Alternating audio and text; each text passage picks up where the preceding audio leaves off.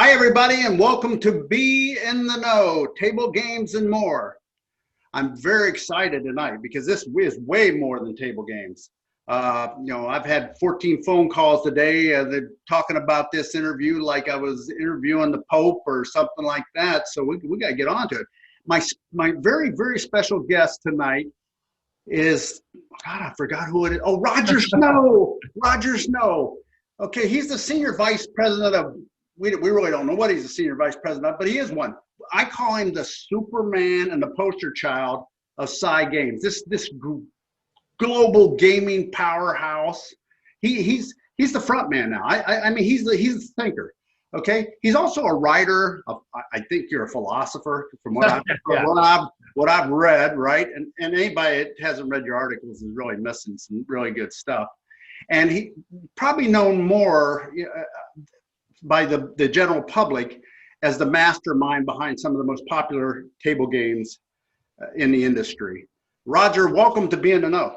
Hey, Benny, thank you. I don't think it's possible for me to live up to that. This is like when they introduced Apollo Creed, like in the first Rocky. It went on for 20 minutes. But I appreciate this, and I'm a big fan of your show. I think a lot of guys are trying to do what you do, and I think you're doing it better than anybody. Well, I'm trying. When we got into this lockdown stuff, I got a little bored, and I started watching some of these blogs. And Rexy, I think I'm hooked on YouTube. So I understand that. I understood there was a need for table games because nobody talks about table games out there. So I'm the first YouTube blogger. I might have 5 subscribers, but hey, I get the message out there. So let's talk about Roger Snow's history. I mean, this thing's this vast, so this could be a 2-hour show. But anyway, we'll try to speed it up.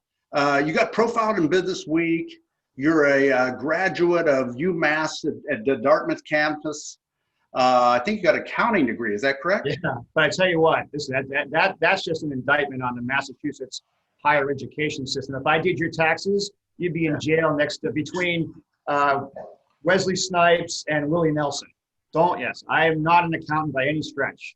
Well, that fact is proven because you didn't go into accounting. You became a journalist and a writer and tell us all about that period in your life. Correct. But again, going back to people say, well, why did you get an accounting degree? And because when I went to look at the degrees, I noticed something. I noticed that the ratio of women to men in the accounting program at the University of Massachusetts was about 3 to 1. And I'm like, you know what? I've always been kind of an odds guy. I said, you know what? I like those odds. Yeah. In accounting, if you got some people out there, accounting kind of seduces you in the first year is easy. You get your debits and credits. It's kind of fun. You're getting it. And then it gets really tough, really quick. But then you're pot committed. You're a junior. You want to go back and start over. So I just played out the hand, so to speak. So tell us about the newspapers and the reporting or what a journal, all that stuff you did. Tell us about that. Most of my life has been a series of just lucky breaks and almost misunderstandings that pan out. But this was back in the early 1990s. And back then, in the newspaper industry right now, it's dead. It's not what it was. Back then, every little town had its own newspaper, and the local newspaper was hiring for a sports reporter. And I'm fortunate, my mother was an English teacher. Her mother was like one of those grammar Nazis. Anytime you made a mistake, she'd correct you. So growing up in that family, I have a pretty good understanding of grammar and structure when it comes to writing. And I got lucky. I was in an audition with 5 or 6 people. We all covered something, a football game or some kind of track meet or whatever it was. And I got the job and liked it and moved on to different newspapers. I wrote for the biggest newspaper in New Hampshire, the Manchester Union Leader. And I did a lot of radio writing and reporting, television writing, not really reporting on TV, but just loved it. I mean, it's a lot of fun. And, the one thing about journalism, it may not teach you to write well, but it teaches you to write quickly under deadline. So it's great training. I'm glad I did it, but equally, I'm glad I left it. So you just, out of the blue one day, like I did, just said, hell with it, I'm going to Vegas. Well, my father brought me out here in 1992 for the first time, and I really didn't want to go. But he's like, come on, we got to go. He had been a Vegas guy for forever, since my childhood. So he dragged me out here in 92, and it's like one of those scenes from the movies, like the clouds part, the beam of light comes down, you hear that the angels sing, and I'm like, this is where I should be. I loved everything about it, the energy, the excitement. Played my first hand of blackjack at Binion's Horseshoe. My first meal was that old late night $1.99 steak dinner, and I'm like, this is the greatest place in the world. And 5 years later, I should have stayed. I should have just sold my ticket, but 5 years later, I moved to Vegas, really with no plan, not a lot of money in my pocket, and just tried to make my way. So where was your first apartment or something? Where did you stay? Oh, geez. I mean, I don't know, people that know Las Vegas, it's Nellis, which always scares people when you meet as a prospect. Nellis and Vegas Valley.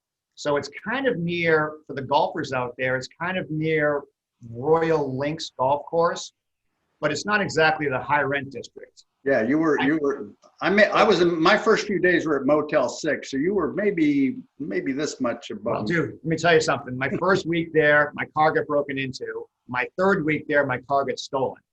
And then I think I moved over to Summerlin to an apartment complex.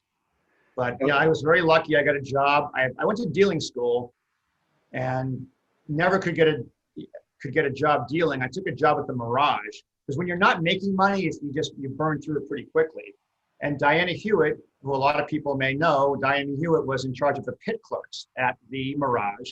And she hired me. I'm a 29-year-old man wearing a pink vest, sitting in a pit, processing paperwork. You know, the floor guy comes by, slaps a rating slip on your screen, and but you learn a lot and you ask a lot of questions.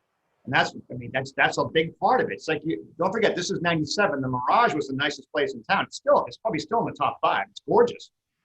So you learn from the best floor people, shift bosses, supervisors. If you really applied yourself, Benny, you could learn a lot about the table games and the casino business, just even though the job itself, I think I was making $7.75 an hour.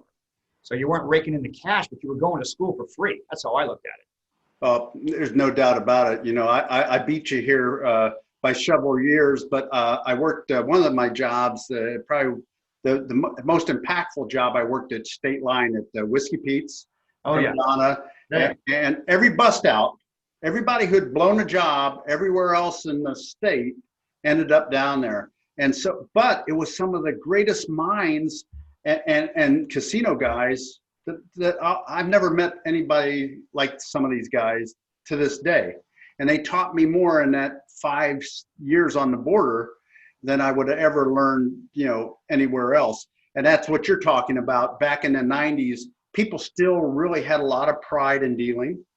Like I remember when I was dealing craps for, and this is interviews about you, but I'm gonna tell you, I was dealing craps, and I thought I was good. I thought I was really good. And I come up to the Mirage, and with 8.5 years experience dealing craps, and they said, come back when you get 10.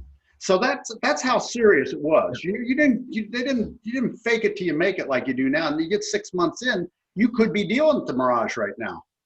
So things were totally different. So now you're a pit clerk, right? Yeah. And then how's your career? Well, I gotta say, again, this is the first in this chain reaction of good luck.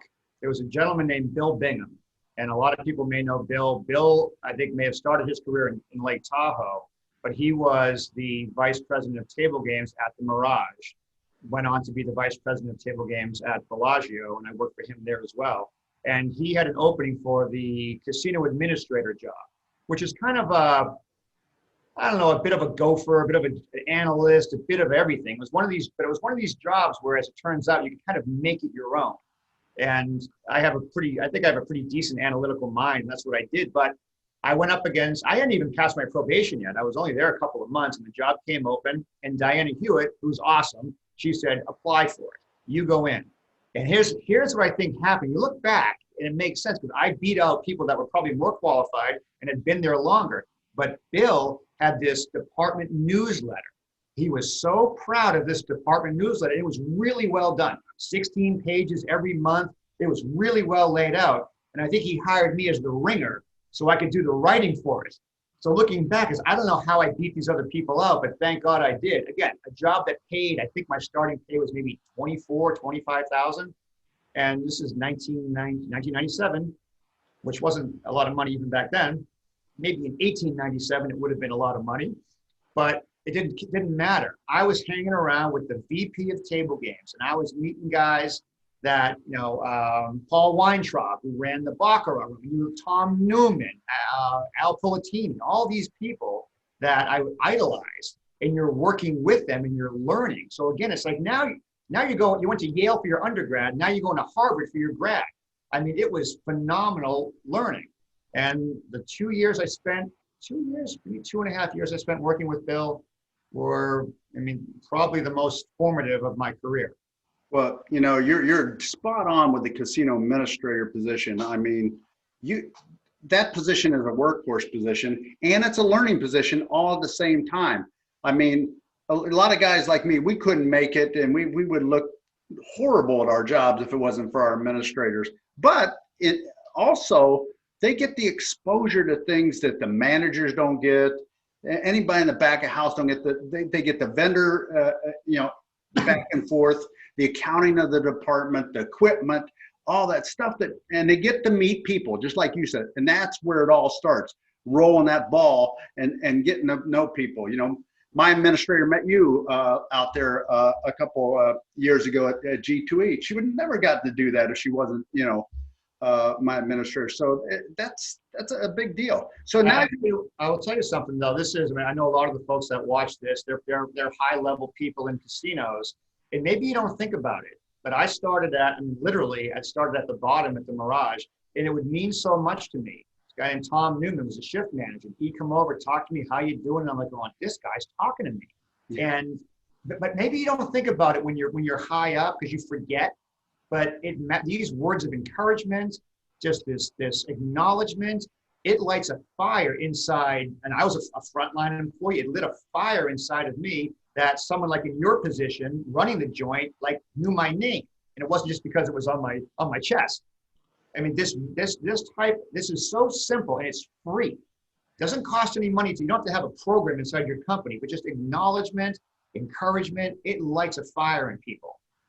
And absolutely, and I love to pay that forward today. That the experience I got, coming up and getting to meet people, and now if I can do that for my administrator, if I can do it for anybody, random people email me and message me for help on things, and they're like, wow, he actually got back to me. Just like Zender. I mean, there's nobody can email Zender that don't get an answer.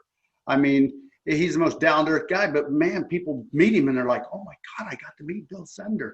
It's just amazing. So now you're this administrator, right?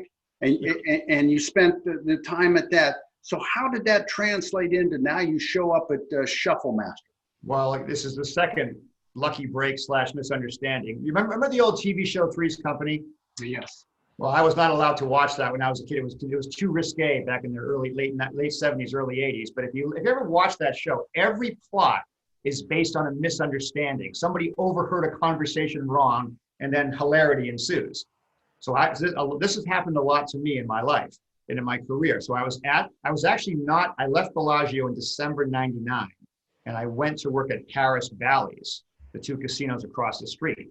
And I was working for a guy named Joe Mano. And Joe Mano, people know him, was around a long time in the industry. And we had the rep from Shuffle Master came in, a guy named Tommy Florio came in, and Tom was trying to sell us some stuff. And every time Tom would mention a product, Joe would go, hey, Roger, analyze that, check that out. And as a joke, I said to Tommy Florio, but geez, don't you guys, you just hire me, get me away from this lunatic. He's driving me crazy. I'll scrub garbage cans, I'll shine shoes. And Tom was like, well, we actually have a job looking for a table games guy. I go, that's it, Joe, I quit, I'm out of here, see you later. And I thought it was all a joke. And I'm walking Florio out 20 minutes later, and I go, hey, this is too bad you guys aren't hiring. I was really interested. He goes, we are hiring.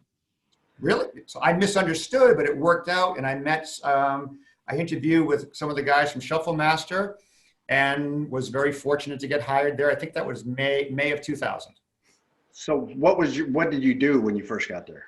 So it is a funny story too, because I was not Shuffle Master's first choice for that job. If your listeners and your viewers remember back in the day, this is the early 2000s, Micon was the 800-pound gorilla with table games. They had Caribbean Stud, they had Progressives, they were number one. Shuffle Master was a distant number two. We had Let It Ride, and we had just acquired a little game called three-card poker about 9 months before I came on board. So I was not the original, I was not the first choice. But luckily that their first choice, I guess, it's like one of these movie stories where you heard that like Sylvester Stallone was supposed to be in Beverly Hills Cop, but he wouldn't take the money. So Eddie Murphy gets it, and then his career blows up. So it's kind of like that. But at Shuffle Master, and again, another stroke of luck, David Lopez, one of my most favorite people to have worked with. It's a poorly worded sentence for a journalist, but one of my favorite people of all time, inside work and outside work. He was doing both. He was doing shufflers and table games. If they had given me the choice, I would have taken shufflers, but he's the incumbent. He gets to choose. He chose shufflers, so I get stuck with table games. So I came in as the product manager for table games, and May of 2000, when we had, like I said, Let It Ride, and starting to get some traction on a game called three-card poker, which you may have heard of. Yes. So now, you're in there and you're getting this exposure to table games, and, you got to tell me, how did these thoughts come to mind? You created some of the greatest games on the market: Ultimate Texas Hold'em, 4-card poker, Crazy 4 poker, Dragon Bonus Side Bet, DJ Wild, Sharpshooter, all these killer games, right? So, I mean, does this just, you wake up in the middle of the night in a deep sweat, or what happens? It's another one of these misunderstandings. This would have been a great episode of Three's Company. So again, I work with some great people at Shuffle Master. And I remember when I came in, and this is a very brief story. When I came in, I'm pretty confident guy. I come in, I'm meeting people like Mark Yosoloff, meet people like Brooke Dunn, meeting a lot of people that are really successful in the industry. But I'm thinking to myself, you know what? Okay, I can outwork her. I can outthink different people. Brooke's 10 years older, Mark's 20 years old. Okay, these guys. And I'm thinking, I'm gonna be running this place in no time. Then on my way out the door, Brooke Dunn goes, Roger, one guy I want you to meet before you go. This guy, Dave Lopez. I meet Dave. I talk to him for 10 minutes. I'm like, oh, I can't swear on your show, but I go, oh, darn. This guy's younger. He works harder. He seems like he's smart. I go, I'm going to have to be competing with this guy for the next 20 years. And as I make the joke, Dave left in 2012, and I have good riddance, get out, finally. I took over a lot of his stuff. But I was out selling new table games. Part of my job, I was out selling new table games, going to guys like you or some of your viewers and going out there with a bunch of table games that we either acquired from the outside or that we had created internally. And no offense, it was just garbage. These were not good games. And I don't like rejection. I don't like feeling bad. It's a sickening feeling to be in the parking lot of Poma Casino in Southern California among the orange groves going, I got to get out of my car. I got to go meet the guy that looks like Billy Idol. I forget he's like, I gotta go. He's gonna humiliate me. And I went back to Brooke Dunn and Mark Yosoloff, and I just, listen, I can't sell this stuff. And one of them said, well, if you're so effing smart, you think of a game. They were joking. I thought they were serious. And I'm like, so like a month later, I came back and Brooke Dunn's like, what did you spend $6,000 for math for? I go, I did a game. Why would you do a game? You told me to. When? You told me if I'm so effing smart, you think of a game. He goes, I was joking. So a misunderstanding. Now, luckily, that game is 4-card poker, and it went a lot. Yeah, trust me. If that game had been Rabbit Hunter, which is one of my many failures, I'd be out selling pencils with my dog off the interstate. But luckily, that game went into Jackson Rancheria Casino. Geez, Jim Sneed, Kevin Fuller, Ken Harvey, all these guys. Those guys took a chance on that game, and luckily enough, it went on to become one of the bigger games in the industry. But that's how thin the margin is. If that game had failed, do you think Mark or Brooke would have given me a second chance? No chance on a second chance. And I wouldn't be interviewing you tonight. Right, yeah. Right. So tell us the story behind Ultimate Texas Hold'em, the big So, daddy of so, them so all. that's the biggie. So before Ultimate came up, there were other Hold'em games that came out. We were actually last to the party in terms of Hold'em games. So I had done a couple of games called Big Raise, Hold'em, and I did like once. By the way, for any game inventor out there, once you're doing 2, 3, 4 versions of your game, do yourself a favor. Take this thing behind the shed and shoot it like Old Yeller. Just get rid of it. Do another game. So I kept trying to tweak it, tweak it, tweak it. We put it in and it would come out.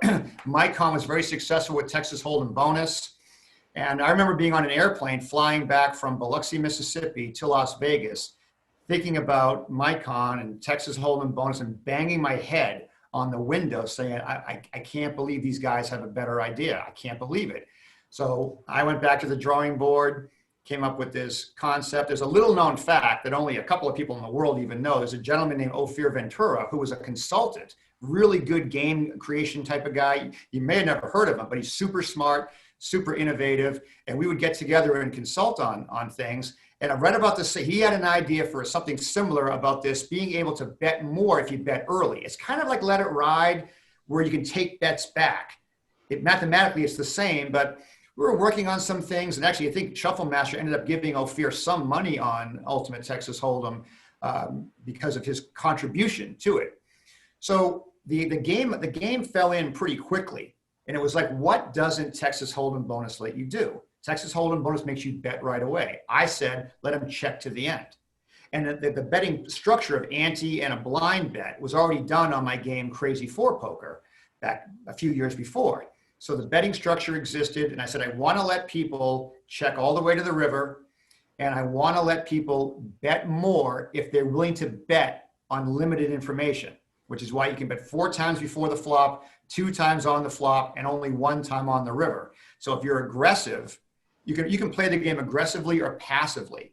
And so when the game was done, and again, this is so inside baseball, but whatever I'll get is the game never worked mathematically. And I'm fortunate. I've got Elliot Frome, the best mathematician out there for table games. There's a guy you should interview. He wasn't even working for me back then. He was a consultant. And we'd go back on rules and rules and rules. And he kept saying, you got a player edge, you got a player edge, you got a player edge. And I'm like, I couldn't get the game to flip into a house advantage. And then, and again, I apologize, this is super nerdy stuff. Now, Brent Weiss will like it, but nobody else will because it's super nerdy math stuff. I talked to Elliot one day and I was so frustrated. I said, you know what? I said, F it. You know what? When the dealer doesn't qualify, give them that anti-bet back, but they still have to win to get their play bet paid. They have to win, which was never done before on a game. Elliot called me back a half an hour later because you have a 1% house advantage. And I pretty much did a cartwheel. I said, done, that's a wrap, lock and load, and felt very confident from the beginning. However, if I can pontificate a little bit more, this game came out in the summer of 2005. And Texas Hold'em bonus already had its tentacles everywhere. It was everywhere. And I remember, because I just met up earlier this week with Niall Konachek, who was our sales guy at Shuffle Master, who had Southern California. And that was the first sales run. And we basically got booed off the stage. They didn't want it. Nobody was interested in this. There's one guy, Jim Hill from Morongo. He liked it. I think he ended up putting it in. But people just didn't want it. They were happy with the Mycon game. And then Dave DeLucia, Thunder Valley, had just opened up a couple of years ago. Dave's a great guy, know him very well, played a lot of golf with him. And he said, you know what? I'll give it a shot. So September 1st, 2005, that game goes live at Thunder Valley. And I am terrified that it's going to fail. Terrified. And luckily, I think it was a month later, Dave called me and he says, hey, we're going to put another game in. And for game inventors out there, that's everything. That's when it turns. Table, that's it. That's all that matters. Do they add? And I think they went, I don't know how many they have now, but listen, I can't go to Thunder Valley now and not feel that twinge of nostalgia about that. It's easy 15 years later to say, oh yeah, I knew it all along. Nobody knew. And it's funny. I mean, Thunder Valley, by chance, has now probably got the second big game of all time came out of there, right? I think one of their floor people invented it was Face Face Up. Up High Go. Yeah, Johnny Lee. And again, and this is not what you asked me, but I've got a microphone. You can't really stop me from talking. Okay.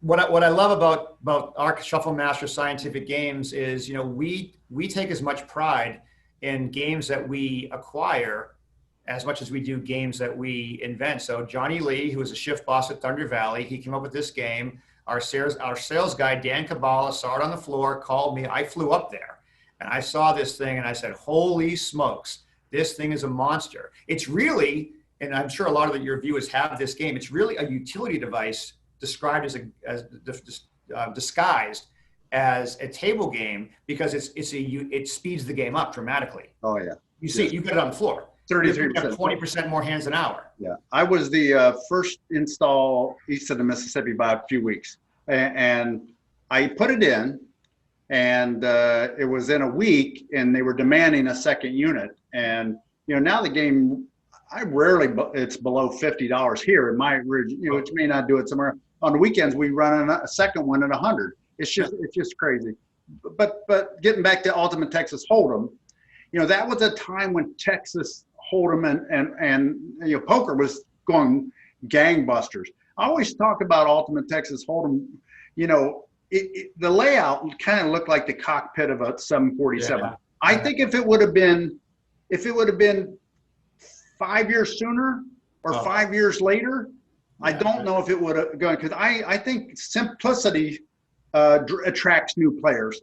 But the poker thing was so hot, and everybody, was game for something, and that helped Ultimate Texas Hold'em. Although it's it's the big daddy right now. I mean, there's no comparison. And if you look back historically on that game, it's if I just look at just Shuffle Master, not Scientific Games, it's my proudest the proudest accomplishment I had at Shuffle Master was this game, because it really was a team effort. All the great salespeople behind this game, because you had an incumbent that was beating you 150-0 when Ultimate came out. And we ended up going to places like, we looked at a map and we said, well, Mycon's game is in New Jersey, Connecticut, it's in Nevada. We had to go to Alberta, Oklahoma, Northern California, Washington State. We kind of hit them where they ain't.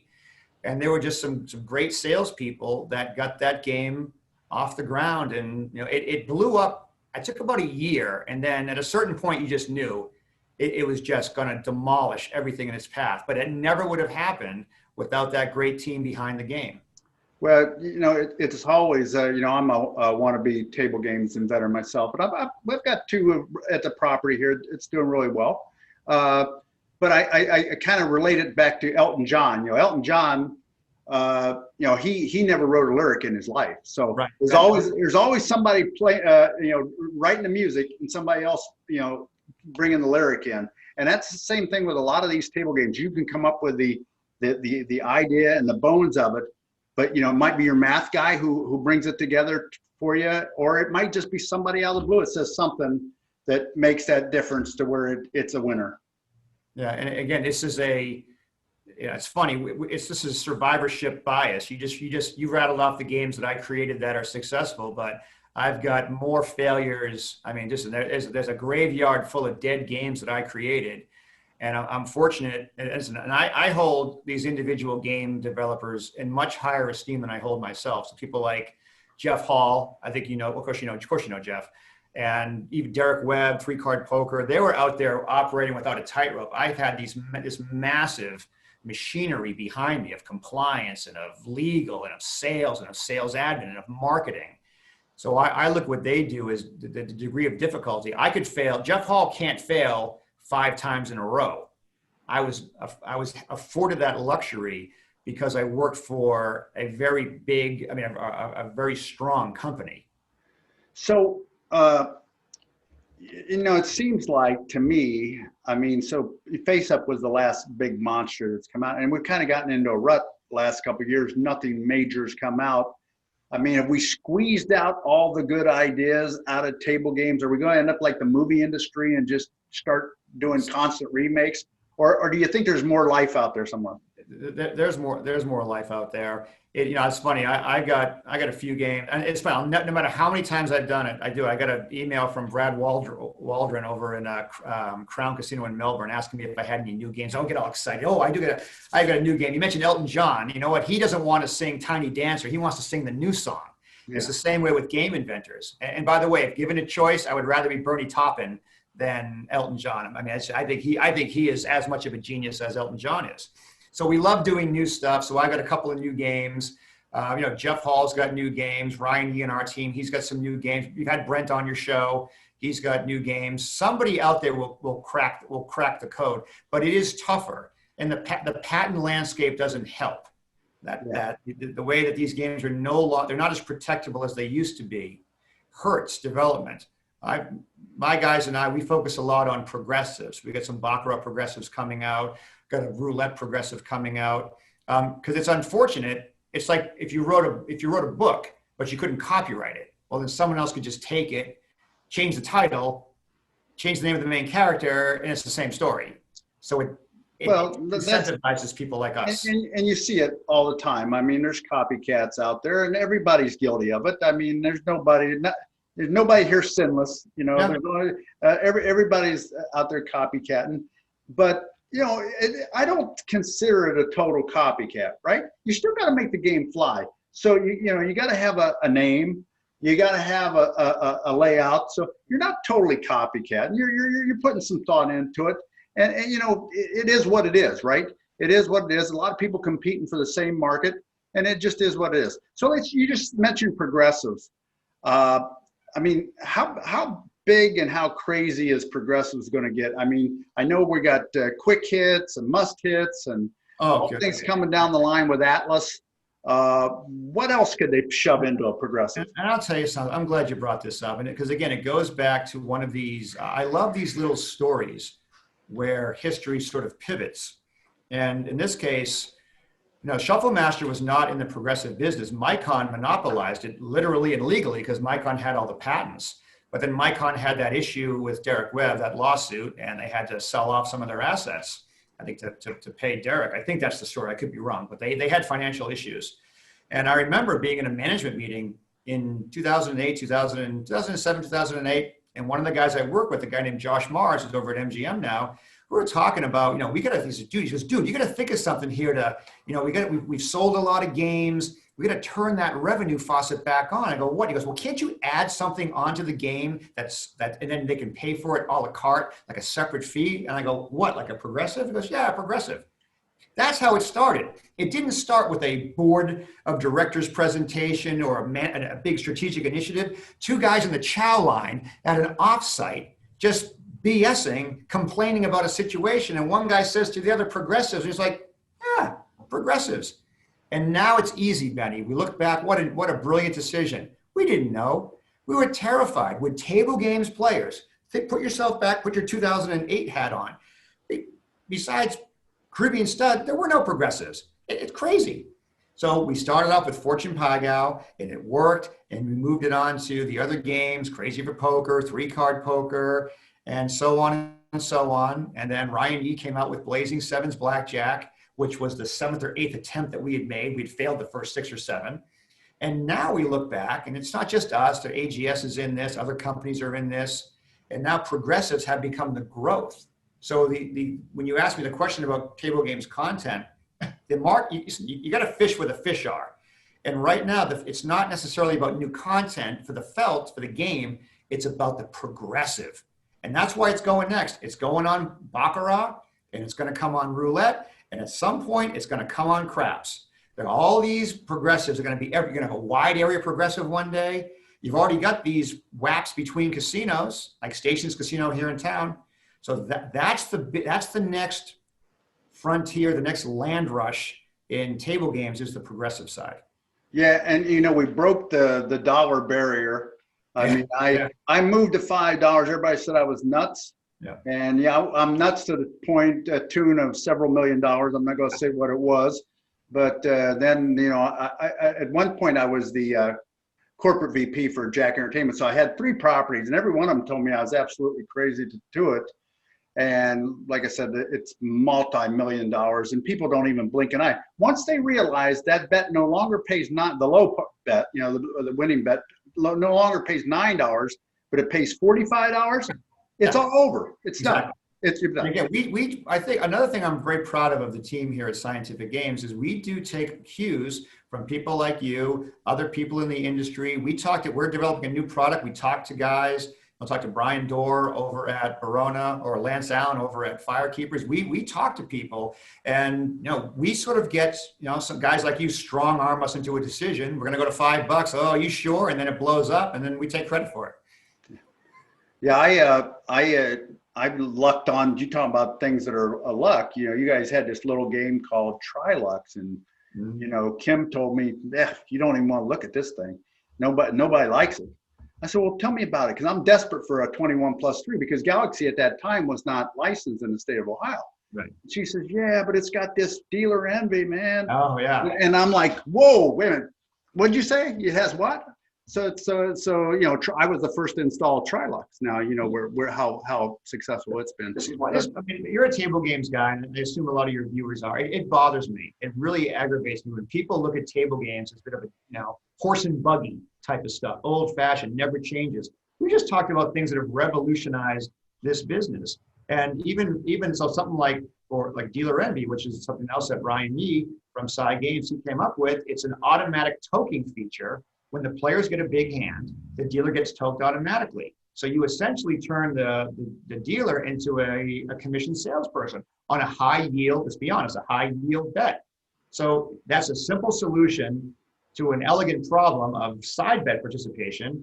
And another thing is that I would argue the biggest change in the table games industry right now is the subscription pricing model. It's just a pay-per-view table games. Mm-hmm. It's over. It's over. It's now all about the Netflix, all you can eat. You sign up for this, you get this, you agree to a certain term, you know your costs, you can add games, change games, remove games, you get discounts on progressives. It's a Netflix world, baby. And the pay-per-view, a la carte era of table games, if it's not dead, to quote the movie Fletch, it's extremely sleepy. Well, I've always been the table games guy that acts like a slot floor manager. You know, I'm always changing, because you know, people change. I mean, believe it or not, anybody just leaves everything stagnant, they're not going to have a very prosperous operation for long. It may go for a few years, but then it's going to get stale. But I go back to Dealer Envy 1 second, and we'll end this part of the conversation. Dealer Envy does more than just so one thing, your dealer's toke rate is going to increase. So that's going to make them happy. It's going to make them better salesmen. It's going to make them happier. But let me tell you, when a dealer has skin in the game, they look at the layout, for God's sake. And in this day and age where we have so much expansion over the years, we have, you know, dealers aren't as, they don't have the pride in their work as they used to, and they make mistakes. I mean, it just is. But when you got money in the game, you watch it. Our mistake rate dropped by 35% the minute I put Trilux Lucky George in. It was amazing. So we did this thing way back in April, the Thought Leadership Series. Yeah. We got on there and we talked about COVID, and it was amazing. You know, some of the things me and you bantered about in that 5-minute interview I did, they all came pretty much to pass. You know, we got lucky for once in our life. Yeah. But let's talk about it. If we'd been wrong, we wouldn't be talking about this. Boy, we completely blew that prediction. What a couple of dopes. So, biggest winner from COVID, what would you say it is? E-tables. E-tables. That'd be me. My thoughts is regional operators and electronic table games. Sorry. My mind naturally goes towards the product side of things. Yeah. Biggest loser. Well, something that's really close to my heart. I think poker has taken a bit of a beating. This is my opinion. I don't know. I don't have stats that prove it out. And I'm a big poker guy. I love poker. It's just, you know, a bunch of people congregated very closely together. Now, of course, with poker, there's an outlet. There's an outlet online. You can play there, and maybe even have a really good experience at the same time. Yeah, well, I know you guys get your poker games going in Las Vegas, but very few of us in the Midwest The closest game to my property is 310 miles away, and it's killing us that we don't have. And you know, I've got a ton and a half of plexiglass sitting there ready to go on the games. All the people are going to be masked that's on the games. They won't let us have poker here in the state of Ohio, but yet they'll let 6 people that don't know each other go eat. So I don't know. I just said, we'll just have to wait. We'll have to wait till it's allowed. But yeah, it is heard. Now, you said in a seminar I watched, because I watch other things besides my own show, you said that you made the biggest mistake, the wrong prediction. You thought electronic poker was going to kick butt, and it was the worst prediction you ever made. No. But now, will it work now? Well, no, actually, that's not I thought you were going a different direction. I once famously said electronic table, this was before Shuffle Master got into the business. I think I used the expression, I stole Tom Cruise's line from A Few Good Men. I said someone was galactically stupid about e-tables being successful, and now they're everywhere. The electronic poker, they on paper, I think the comment, it made so much sense on paper. How could it miss? Now, Shuffle Master could have gotten into this business a couple of times. We actually did. We distributed a product called Lightning Poker. We could have bought Poker Pro, but our channel checks, we do our homework on products. And from what I saw, table game poker players, if given an option, would almost always choose the regular game. Now, that may change in the future, but this was 10, 12 years ago. Yeah. But no, so yeah, I make it sense. By the way, I'm wrong as often as I'm right. I just don't remind you when I'm wrong. Well, the thing is, I see such a push on the electronic table games that, and I know it's some of my players who do not want to sit with somebody and play blackjack. So the dealer assist is the way they go, Yeah. So is electronic poker going to make a comeback, and it could, I don't know. So what's next? I know Lyle Berman and Lou White, they've got a new poker product. It looks slick as hell. It's one big screen. It's very attractive. You would hope so. I mean, as a player, I think I would like it. It's faster. There's no tipping. You never worry about betting out of turn or under betting the pot. I mean, it eliminates a lot of the embarrassment, but you can't help but be prejudiced by what you've seen over the last 15 years, and that's these games haven't worked. Well, only another pandemic on top of a pandemic will ever get rid of chips and cards. I mean, people just love the feel. They love to feel they have a little bit of control. And, But that being said, e-tables are growing very quickly. And I think what's going to happen with e-tables, the next thing for your viewers to keep an eye on, is I think there will be a migration of content ideas from felt onto e-table. A couple of reasons. The first being you can patent ideas on electronic table games because there's actually a physical apparatus, and you could play. And because of the reconciling of the wagers being done electronically and instantly, you can have elaborate wagers that a dealer couldn't possibly handle with seven players, let alone 27 players. So I think you're going to start seeing these e-tables really start adding proprietary content. And there'll be a great in the Game of Thrones among the e-table suppliers. It's going to be fun to see who wins out. So we think it's going to be us. Yeah. Spoiler: we think it's going to be us. Well, let's hope so. And then you can have another title, Super VP. Anyway, what's next because of COVID? I mean, besides e-tables taking a run, what are we going to see? I mean, is it cashless entry into the game? You guys had a product for forever, e-blackjack or whatever it's called. Yeah, iTable. Yeah, iTable. So it's coming back. Is that the wave of the future? We'll see. Now, one thing about any sort of a crisis, and it's not that it's not that it's good, but it's just natural. Whether it's a war or a pandemic or some sort of upheaval, things change. So there are some things will revert back to normal. And I assume air travel will revert back to normal. Las Vegas, Disneyland, these types of places, these types of destinations will revert back to normal. And some things won't. I think that you're going to see one of the biggest changes being people will work remotely. We've been working remotely since, I'm looking at my producer, Amanda. Since when? Since March. And you know what? We're getting stuff done. You know, I think that's going to be, and you see big companies like Google and Amazon and letting people work remotely. And you know what? People are very productive when working at home. So the same thing goes on the operational side and on the product side. Long term, do I think you're going to have those plexiglass partitions like at a bank and you're cashing a check? No, I think that will eventually revert back to normal once the vaccine is out and the worst is behind us. But there is a great appetite for some kind of cashless gaming because listen, the only currency instrument of currency dirtier than a chip is the cash you use to buy the chip. I mean, you can't get. I mean, these things are that's just how it is. They're dirty, and you can't clean them constantly. So cashless makes sense. Look at right now. I mean, I play ice hockey. Not that I'm any good, but I played hockey last night, and it occurred to me I'm still the only guy paying the guy that runs the pickup game is $22. Everybody else is Venmo, whatever it is, and there's no reason why you can't go up to a table game in the future. Use some kind of an app. We have ours. Use an app, our cashless app. You load it with some money and you use it to buy in. Why do you need cash in? Why do you need cash out? And then you're one step closer. I think this comes in phases to getting rid of the chips. Now, I'm a chip guy. I'm like you. I'm an old, we're a couple of dinosaurs. I still love chips, but the question is not us. The question is the people coming now. Do they really care?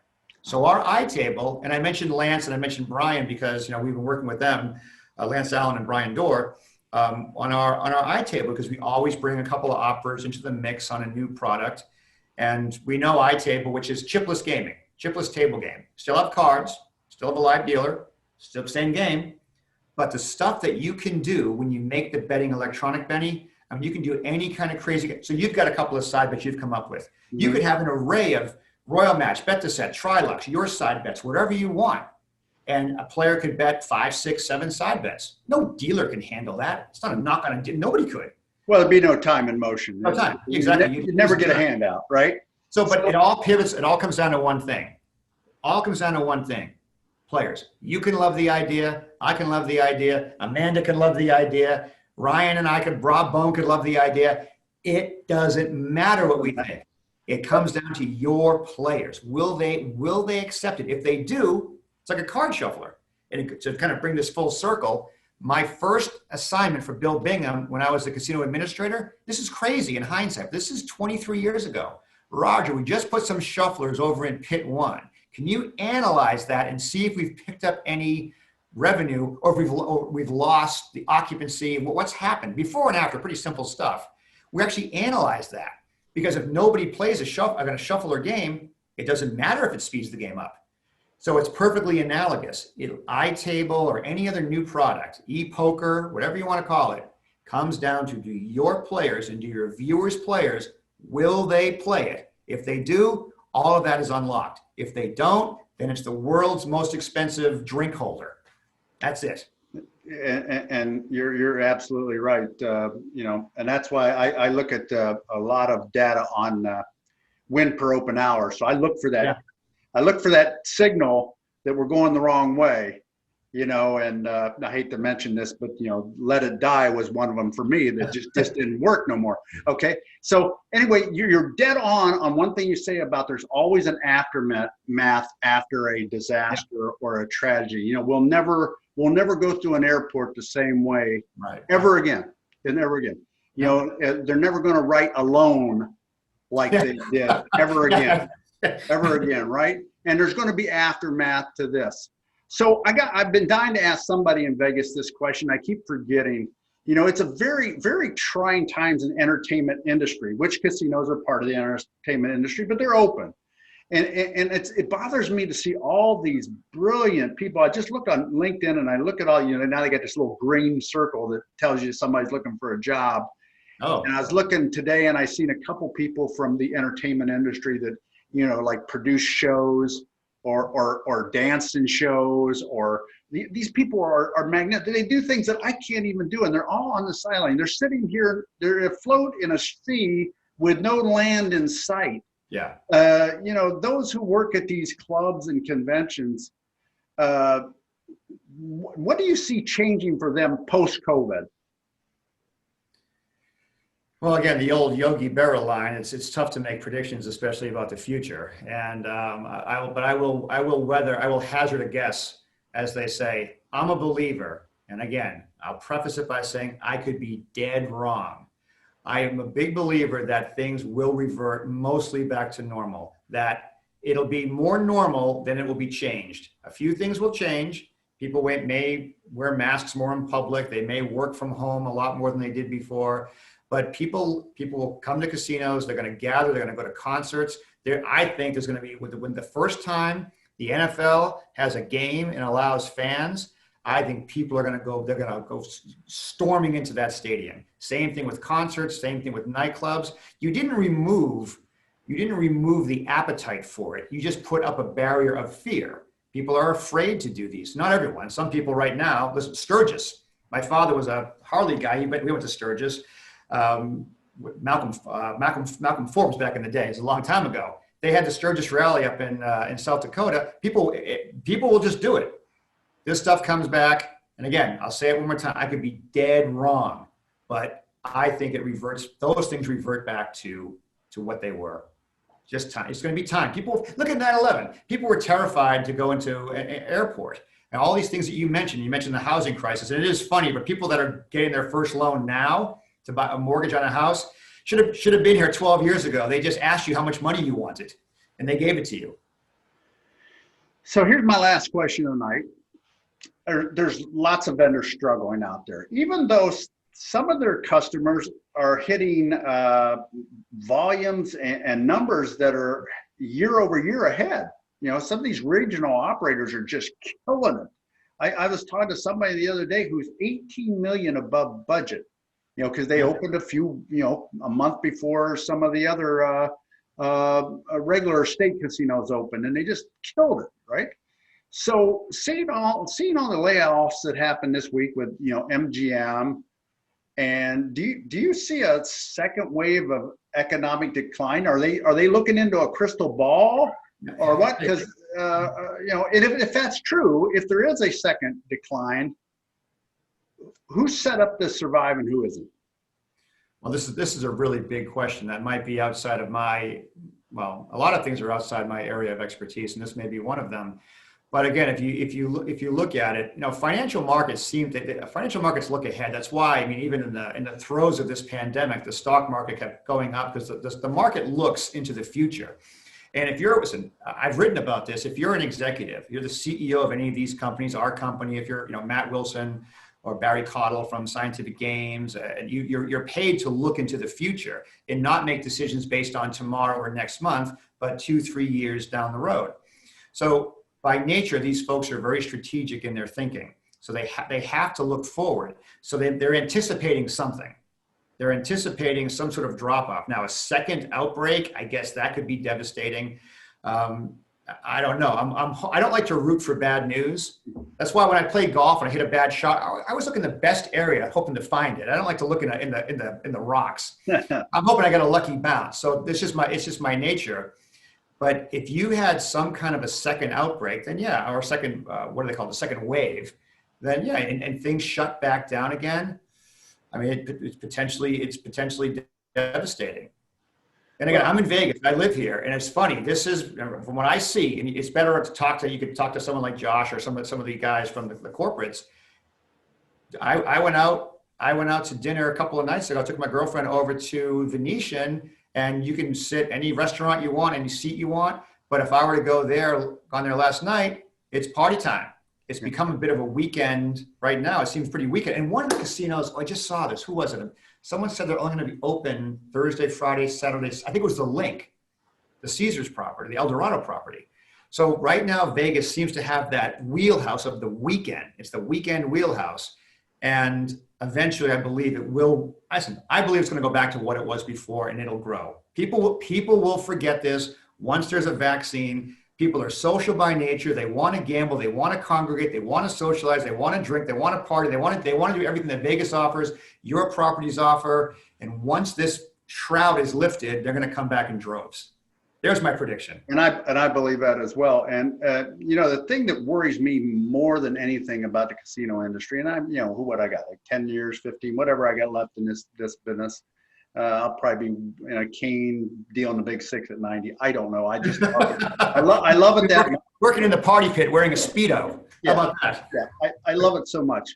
But there's so much monkey see, monkey do in this business, you know? So, you know, the WIN document comes out. Everybody adopts the WIN document like it's the first book of the Bible.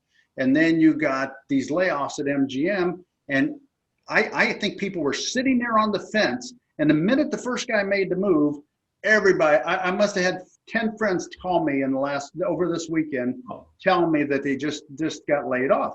And same thing happened during the housing boom. You know, everybody was in a rush to build the biggest casino and the biggest addition and everything. And nobody really looked at it. The common sense was, you know, I had a dealer at the Hard Rock. He owned 7 houses, and he was telling me how he was a paper millionaire. And I said, I won't use his name because he might still be around. I said, you know, let me say Dave, everybody can't be a millionaire. I said, this world's made up of you know, the poor, the middle, and I said, that's how the economy works. When everybody's rich, nobody's buying anything. And it wasn't probably a month later, boom, the housing bust happened. And I'm so fearful of the monkey see, monkey do, because I think this industry is strong. This is a very strong industry with a lot of strong players. I just want to see them succeed. And, you know, one of the strongest is Games. And you guys, I got to give it to you. You know, you were out there contacting your customers almost immediately, you know, helping them out, a little bit of a you know, break during the first few months of reopening. And, you know, it was good to see. What was better than the money, which I'm sure my boss loves the money, but I don't care. The communication's key. It's when people just go away and disappear. And a lot of vendors did that.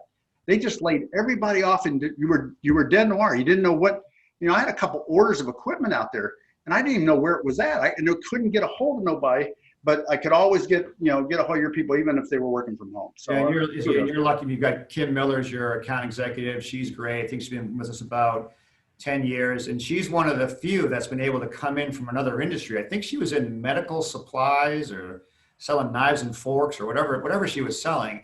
And she's a pit bull. I mean, she's really aggressive. She cares about it. And again, that's the thing. It's funny because, you know, we didn't plan on talking about this, but I work for Scientific Games now. So Shuffle Master for a long time, Bally for about a year, and then Scientific Games. And you know what though? It just becomes your family. And that's the thing. And it sounds like BS.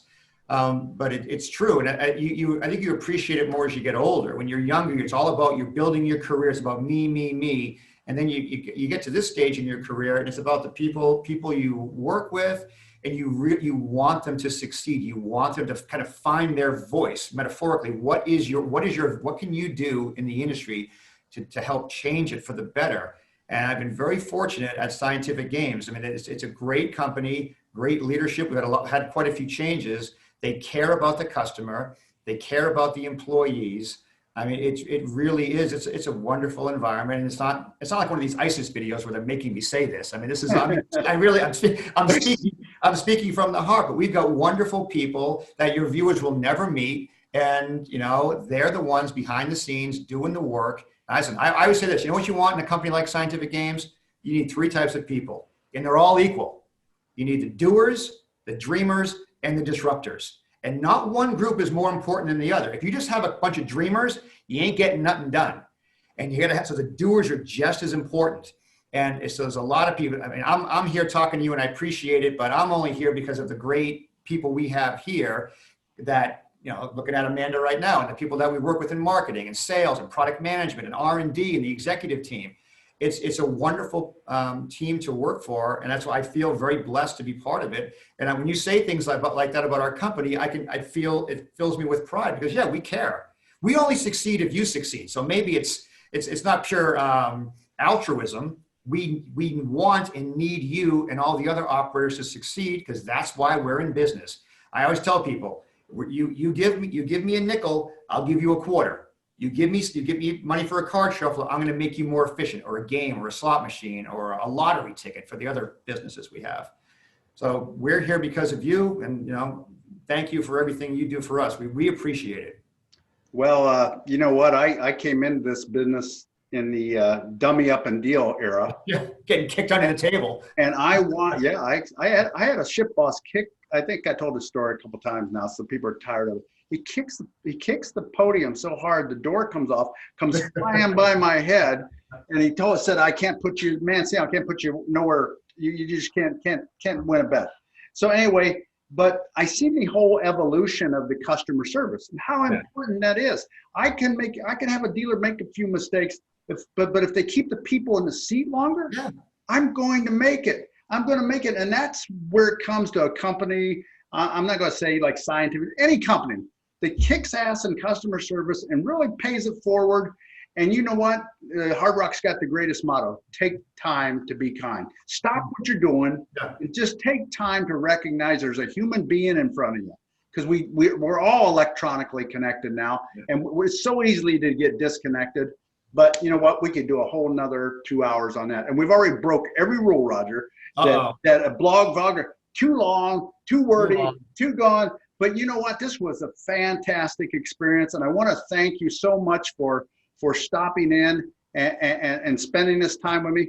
And if you like this video, I know you haven't, you're never going to get this far, but there's a subscribe button down here somewhere. Press the thing. I know you're not going to be this far, but if you do happen to make it, hit the subscribe button, because that's going to help later on grow this channel and allow me to bring more people like Roger on the show. Roger, any last words for the viewers? No, just say, guys, thanks very much for giving us the opportunity, or giving me the opportunity to come on. And I'm just proud to represent SV. How about a virtual? Oh, yeah. Give it up. All right. Thanks, Roger. See you guys next week.